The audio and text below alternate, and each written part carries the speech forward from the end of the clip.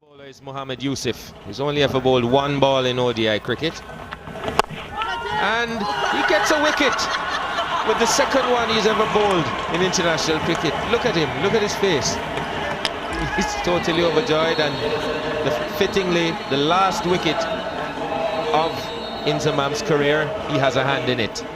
Takes the catch at cover. I never did see him smile when he was getting all those runs. Mohammad Yousaf, this last year, the way he smiled picking up his first wicket in one-day international. It's all over. Pakistan have won this. It was a polite delivery, harmless delivery, made into a harmful one by the batsman, and fittingly the catch is taken by Inzamam ul Haq, who was playing his last one-day game for Pakistan. He couldn't believe it. He surprised himself big time.